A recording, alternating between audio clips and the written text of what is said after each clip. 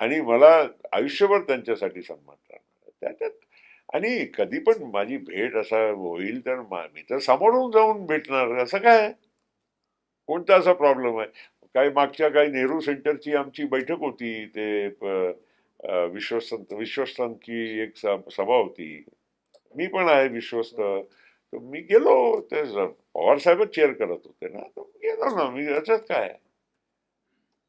ते एक संस्थेचं काम आहे आणि संस्थेच्या कामामध्ये आम्ही सहभागी होणं, किंवा पवार साहेब कुठे असले, कुठे मला दिसले तरी आणि त्यांच्या लक्ष नसेल तर मी समोरून जाईन त्यांना भेटून, मी हॅलो हाय करीन, असं थोडी आहे.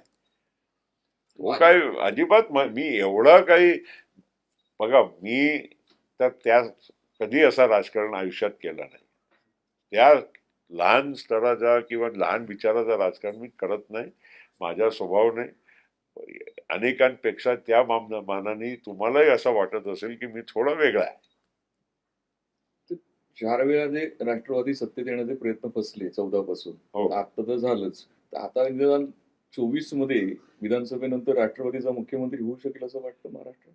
काही होऊ शकते नाही, तुम्ही राजकारणामध्ये. प्रयत्न तरी काय करणार का मग? आता शिंदे होईल का, तर त्यासाठी कोणाला वाटलं होतं का? हा, तुम्ही प्रयत्न तरी असतील का तुमचे, म्हणजे तुमची इच्छा प्रयत्न बघा, असेल? आम्ही आमच्या पक्षाला नेतृत्व मिळावं किंवा आमच्या नेत्याला मुख्यमंत्री करावं, त्याच्यासाठी आमचा प्रयत्न का राहणार नाही?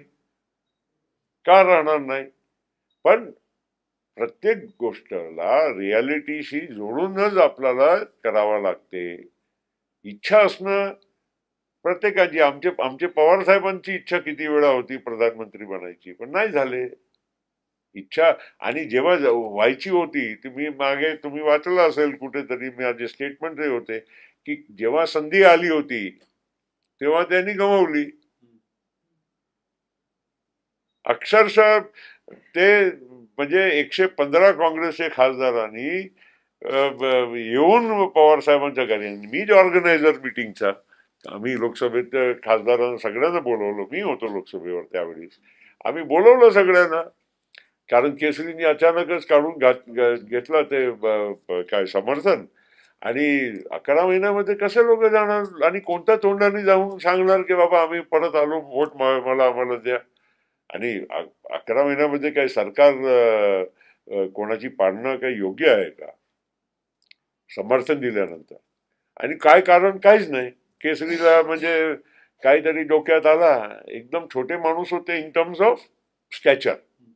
काँग्रेसचे अध्यक्ष होण्याचा स्टॅचर नव्हता केसरी साहेबांचा कधी.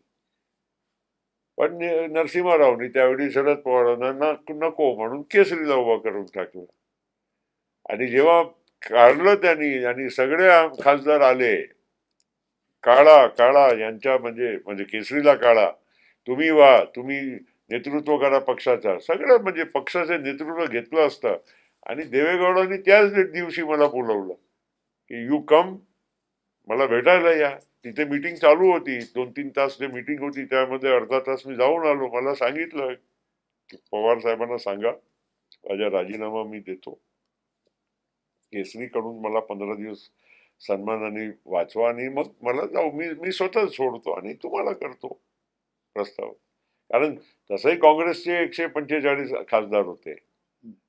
We were the largest party supporting lesser number of people to become the prime minister. काय झालं तेव्हा, असं काय झालं? आता माहित नाही ते, आता ते एका दिवस तुम्ही बोलवा त्यांना आणि विचारा त्यांना. आता मला मला मला मलाच नाही समजत. काही गोष्ट नाही समजली तर नाहीच समजली.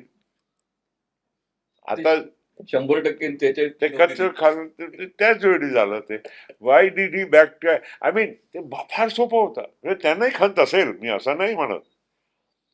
मी मी मी माझ्या पद्धतीनं अनेक वेळा मी विचारलेलंच आहे ना. मी नाही, आता ठीक आहे, चुकलं चुकलं त्यांचं. आता काय ते, आता माणसाची चूक झाली तर आता काय त्याला काही विश्लेषण काय करत राहायचं. झालं झालं, चुकलं. त्यावेळीच म्हणजे काय, कसा टायमिंग असतो, त्या टायमिंग चुकल्यानंतर you have no answer for that ना. वेळ निघून गेली. तसंच झालं त्यांचं केस.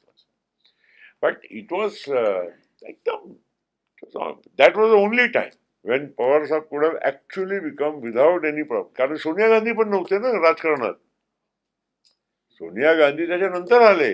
ते केसरीला हटवून मग सोनिया गांधीला केलं होतं. पण 91ला पण त्यांनी प्रयत्न केले होते जनरल 91चे प्रयत्न जरूर होते. 91 मध्ये कसं झालं, राजीव गांधी अचानक त्यांच्या जे